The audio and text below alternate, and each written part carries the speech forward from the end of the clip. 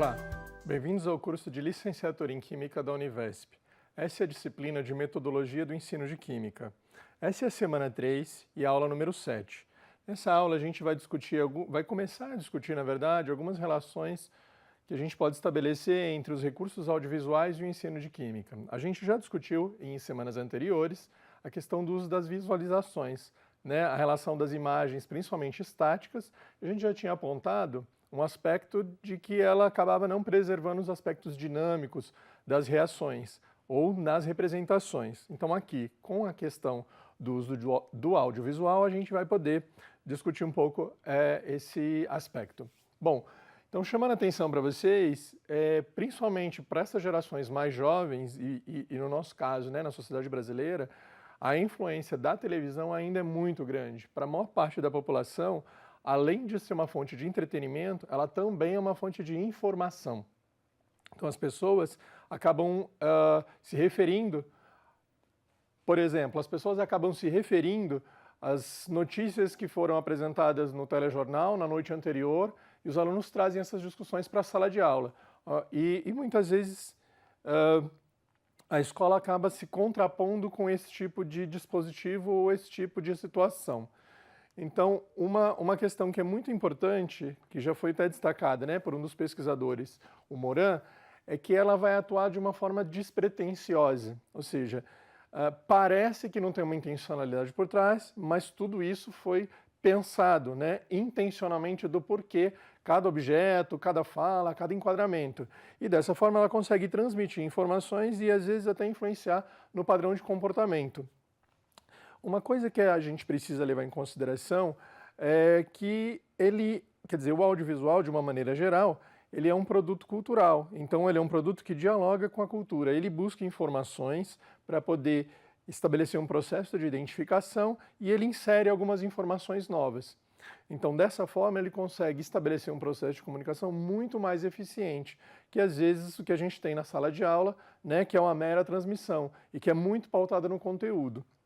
Exatamente, porque ela diz que não informa, que não educa, é que ela consegue fazer isso, se contrapondo com as questões do que acontece na sala de aula. Agora, tem uma questão que é muito importante a gente destacar, quando a gente está pensando em relação ao audiovisual, é que ela tem um modo muito sofisticado de comunicação. Ela atinge você de diferentes maneiras, por questões das imagens que vão ser passadas e exibidas nesse produto, pela questão do som que é colocado, das falas que são introduzidas, dos personagens que são criados. Então ela busca, né, por diferentes estímulos, atingir e captar a sua atenção para que ela consiga transmitir a informação que é desejada.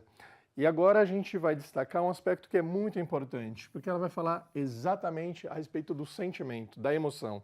O que na escola, às vezes, é uma relação meio fria, meio distante, né? Abre o livro, copia aquele monte de conteúdo, e aqui ela vai começar a dar pistas de como a gente pode tentar criar situações de ensino e organizar propostas de ensino, levando em consideração esse mecanismo que ela estabeleceu já há um bom tempo, né? E com bastante eficiência, de fazer essa relação. Então ela vai chamar muita atenção pelo sensorial, pelo intuitivo e pelo afetivo. E aí ela vai construindo e atrelando e emaranhando, na verdade, outras questões e outras informações.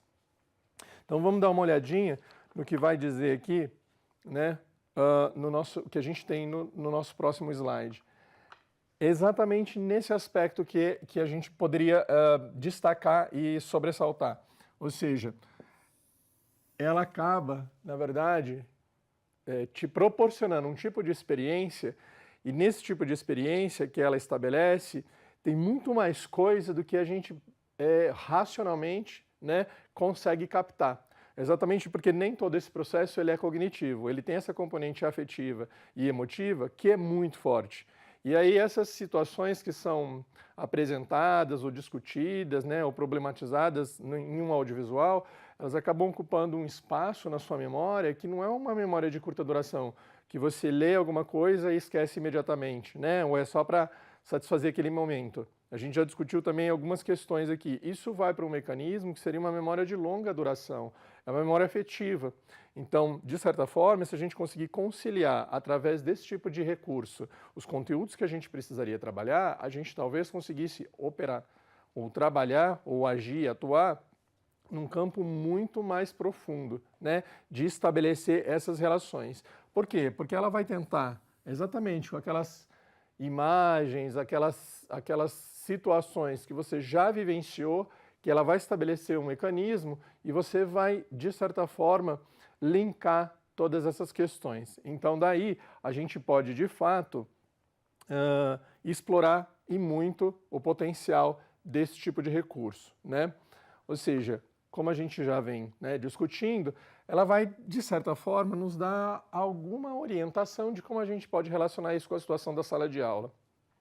Então, quando a gente leva o vídeo para a sala de aula, e hoje não é difícil, né, utilizar esse recurso, algum tempo atrás era mais complicado você ter acesso a alguns materiais, porque você precisava ter um videocassete, né, a antiga fita VHS, havia nas escolas as videotecas, mesmo com a implementação da TV Escola, alguém gravava os programas e depois arquivava lá todas as fitas, então você tinha que ir lá para conhecer. Hoje todo esse material está disponível em plataformas digitais, então você não precisa estar exatamente naquele tempo que ele vai ser exibido para acessar ou, como já foi dito, gravar para poder ter acesso a esse material. Você tem bancos, né, bancos de dados, com muitas informações, e aí a gente pode recorrer a esse tipo de material. Então, retomando a questão da linguagem do audiovisual, o que ela vai chamar bastante atenção para a gente é que a gente vai partir do concreto para o abstrato, daquele imediato para o imediato, da reflexão para a produção, ou seja, a gente vai começar por uma experiência relacionada a uma questão mais afetiva, mais sensorial, mais exploratória, e aí a gente vai transitando para essas questões mais concretas, relacionando os conteúdos. Mas veja, a ideia não é você descartar os outros tipos de recursos didáticos que você teria à disposição. É simplesmente ampliar o seu leque de recursos, ou seja, se em todas as aulas você ficar utilizando um vídeo, vai chegar um ponto que vai se vulgarizar esse tipo de prática. Então os alunos já não vão mais querer desenvolver um outro tipo de atividade. Então, nesse sentido, é importante conhecer um pouquinho, né, as possibilidades com que a gente poderia organizar as atividades em sala de aula para que a gente possa explorar da melhor maneira esse tipo de recurso. Então, a gente vai apresentar algumas, né, dessas possibilidades, comentar. Aqui a gente pode chamar a atenção, é quase que um resumo, né, que a gente poderia fazer em relação à linguagem e a forma com que a gente poderia utilizar. Ou seja, talvez seja difícil você conseguir levar a turma da sala de aula para uma estação de tratamento de água. Mas se você tiver um material audiovisual do registro de como acontecem os processos nessa estação de tratamento de água ou de tratamento de esgoto, por exemplo, né, da coleta e tudo mais, você poderia trazer esse problema para dentro da sala de aula para poder começar a fazer a discussão. Então essa é uma forma de utilização desse tipo de recurso. Dessa maneira, talvez a gente consiga exatamente explorar essa questão emocional ou afetiva. Ou seja, se a gente traz a reconstrução, né, de uma determinada situação de contaminação ou um problema desse com aspecto social ou ambiental, a gente começa talvez a sensibilizar os alunos para depois ir emaranhando os conteúdos que estão relacionados com essa temática que a gente começou a problematizar. Aqui no próximo quadro a gente tem uma síntese de algumas possibilidades de utilização do vídeo como um recurso didático na sala de aula, né? Então, a gente selecionou algumas delas, eu diria talvez as principais ou as mais recorrentes na sala de aula, que seria a videoaula, que é mais ou menos essa experiência que a gente está tendo aqui, ou seja, é como se fosse uma aula, né, que está sendo gravada, e nessa aula estão sendo transmitidas uma série de informações, vários conteúdos, e de um aspecto que a gente tenta provocar com alguns questionamentos, né? Então, a ideia não é pegar essa videoaula e substituir o professor, mas essa videoaula vai compor com as atividades em sala e complementar aquela aula. Uma outra possibilidade de utilização seria o vídeo apoio, ou seja, o professor organiza todo o planejamento da aula dele e ele vai recorrer a algumas dessas imagens para complementar as discussões que ele está fazendo. Por exemplo, a gente está discutindo alguns conteúdos relacionados ao equilíbrio químico. A gente já discutiu alguns aspectos nas semanas anteriores, quando a gente falou a respeito das visualizações, do uso das visualizações, que a gente tinha imagens estáticas. Mas o equilíbrio químico é um processo dinâmico. Então, talvez a sequência de imagens estáticas não facilitaria com que o aluno entendesse da melhor forma o processo ou possibilitasse para que ele começasse a construir, a elaborar ou reelaborar um modelo para explicar esse fenômeno.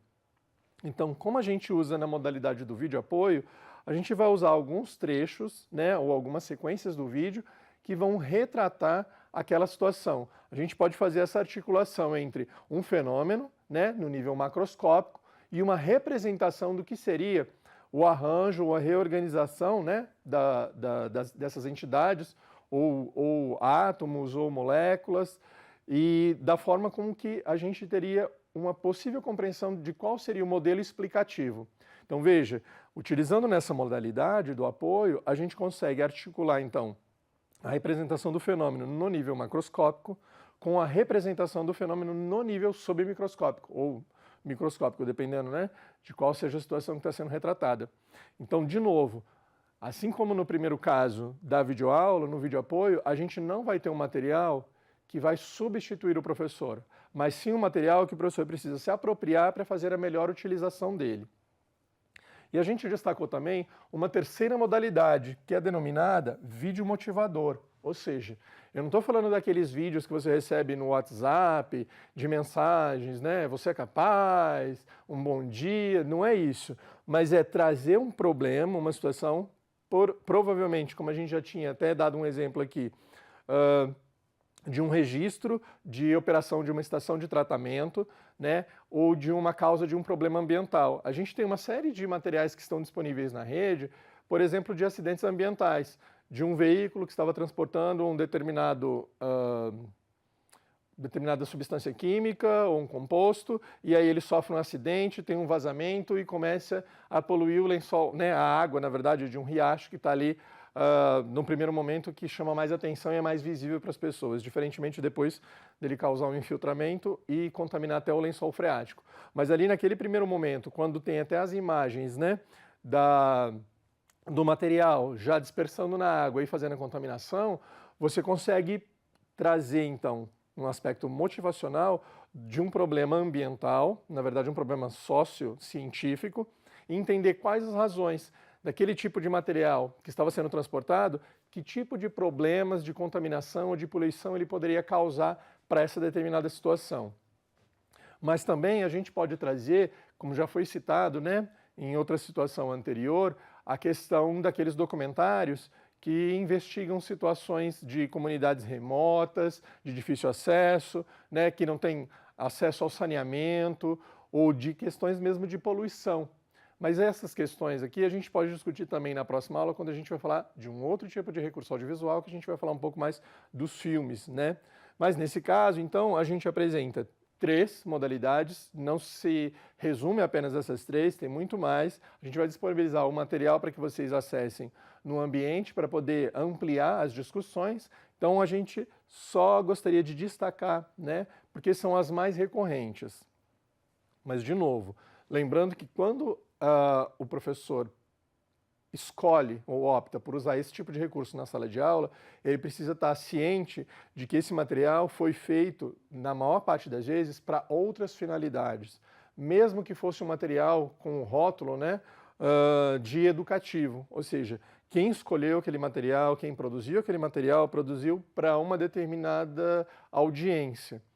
E o que não significa que aquela audiência vai entender ou vai compreender o mesmo sentido que a pessoa que produziu aquele material.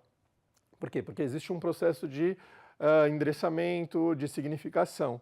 Então, esse material, quando for escolhido para ser trabalhado na sala de aula, o professor precisa assistir para, de uma certa forma, decodificar e codificar novamente para a situação de ensino. O que a gente quer chamar a atenção é, não basta ter acesso à internet, ao YouTube ou outros repositórios de vídeo e baixar um material desse e levar diretamente para a sala de aula. É preciso fazer uma leitura disso para ver de que forma você pode utilizar, ou como videoaula, ou como vídeo apoio, ou como vídeo motivador, ou outras modalidades. Mas o mais importante de tudo é se apropriar desse tipo de recurso para que você adeque isso para o seu planejamento, a sua atividade de ensino, né? Para evitar com que os alunos pensem que só porque está sendo exibido esse tipo de material, a aula não é aquela aula, ou seja, como eles em geral dizem, né? Ah, hoje não vai ter aula, hoje vai ser vídeo, hoje não vai ter aula, hoje vai ser filme. Então, para romper com esse tipo de prática, é preciso com que você, professor, se aproprie e entenda um pouquinho dessa linguagem, desse material, para poder utilizar da melhor maneira na sua sala de aula. Então, a gente vai disponibilizar esses materiais para complementar essa discussão e a gente continua essa discussão na próxima aula a respeito de um outro tipo de recurso audiovisual. Então, bons estudos e até breve.